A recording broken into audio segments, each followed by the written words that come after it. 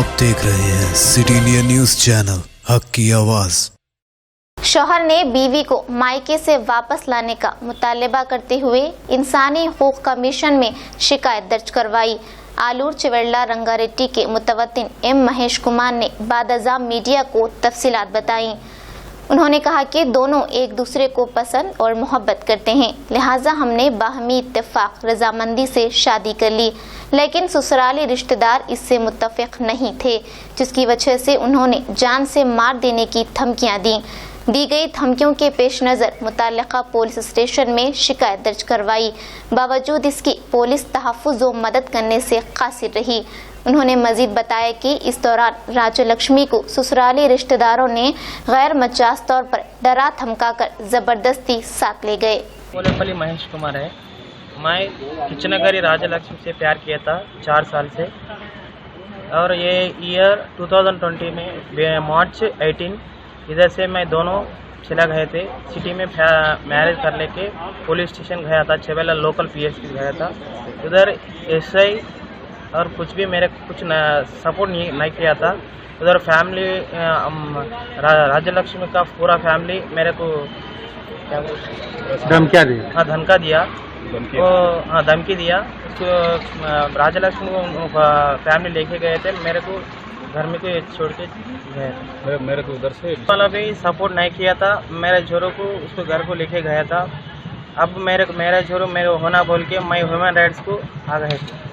माది village Aluru చివెళ్ళ mandal Rangareddy district. చెప్పు అసలు ఏంది నీ సమస్య ఏంది? గత 4 ఇయర్స్ నుంచి నేను కిచ్చనగర్ వెంకటరెడ్డి కూతురు అయినటువంటి రాజలక్ష్మిని మేమిద్దరం ఇష్టపూర్వకంగా మేమిద్దరం ఒకరికొకరం ప్రేమించుకున్నాం। అయితే ఈ ఇయర్ 2020 మార్చ్ 18వ తారీఖున కూడా మేమిద్దరం కలిసి ప్రేమ వివాహానికై మేము బయటికి వెళ్ళిపోయిన తర్వాత మార్చ్ 21 తేదీన మేము మళ్ళీ పిఎస్కి వచ్చాం। మ్యారేజ్ చేసుకుని పిఎస్కి వచ్చిన తర్వాత ఎస్ఐ రేణుకారెడ్డి గారు మరి వాళ్ళు భయపెట్టించారో ఏం చేశారో తెలియదు, కానీ ఎస్ఐ రేణుకారెడ్డి గారు మాకు ఏ విధంగా సపోర్ట్ చేయలేదు।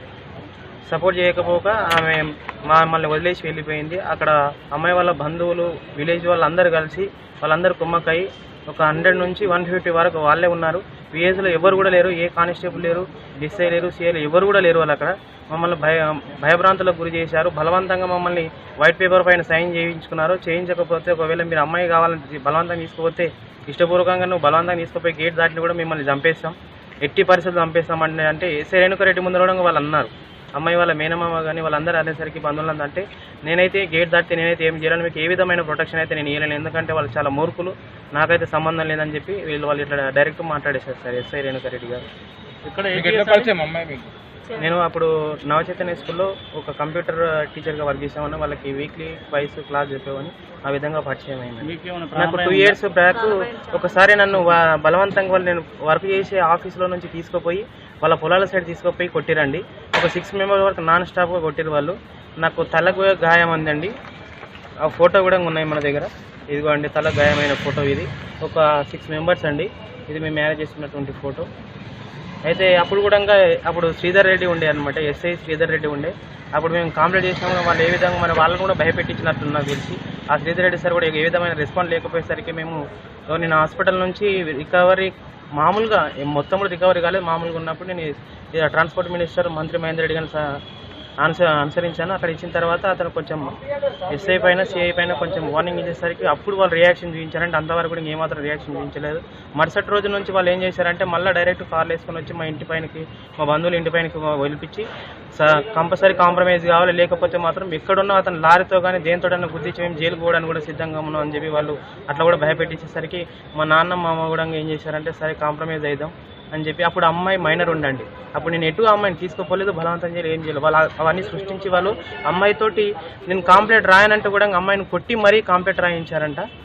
అమ్మాయి ఇట్లా కంటిన్యూ పేపర్ పై పడితే పేపర్ చింపేసి మళ్ళీ వేరే పేపర్ పై రాశారంట। అమ్మాయి కూడా ఇంకా ఎస్ఐ రేణుకారెడ్డి ముందు కూడా చెప్పింది ఈ మాట, నేను అప్పుడు ఎలాంటి కాంప్లైంట్ చేయలేదు, వాళ్ళే బలవంతం కాంప్లైంట్ చేయించని చెప్పి ఇంకా కోర్టులో జడ్జి గారి ముందర కాంప్రమైజ్ అయినా వచ్చినాం।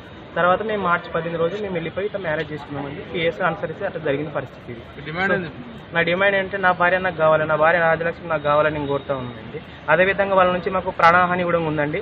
ఏ విధంగా అంటే వాళ్ళు మా ఇంటి పైకి వస్తున్నారు, అయితే నేను చేసింది ఏంటంటే వాళ్ళు మా బంధువుల దగ్గరికి ఏ విధంగా అయితే వెళ్ళి నువ్వు బలవంతంగా మా అమ్మాయిని తీసుకుపోయాడని చెప్పి ఎట్లయితే ప్రచారం చేసుకుంటూ వచ్చారు, నేనేం చేశానంటే నేను ఎట్టి పరిస్థితుల్లో అమ్మాయిని మాత్రం వదులుకున్న పరిస్థితులే అని చెప్పి నా నెంబర్ కూడా వాళ్ళు సేవ్ చేసుకున్నారు.